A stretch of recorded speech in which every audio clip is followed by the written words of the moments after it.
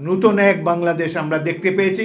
নতুন এক বাংলাদেশ আমরা সৃষ্টি করব, যেখানে বৈষম্য থাকবে না, স্বাধীনতা সার্বভৌমত্ব নিয়ে কেউ কোনো ধরনের কটূক্তি করতে পারবে না, কোনো ভারতীয় দালাল বাংলাদেশে থাকতে পারবে না। বারবার তাদেরকে চিন্তা করতে হবে, যত বড় শক্তি হোক, আরে ভারত তো কিছুই না, এর চাইতে আরো বড় শক্তিও যদি আসে বাংলাদেশকে কোনোদিন পদানত করতে পারবে না।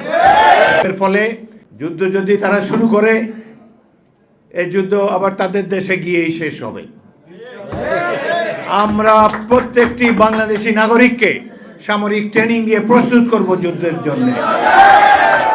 প্রত্যেকটি ছাত্র যেন রাইফেল চালাতে জানে,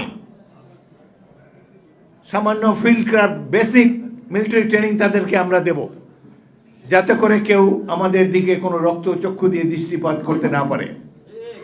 আমরা যুদ্ধ করে জয়ী হয়েছি, চিরকাল জয়ী হবে বাংলাদেশের মানুষ। ভালোই মনে করতাম, সৎ ভালো মহিলা, সাদাসিধা চাল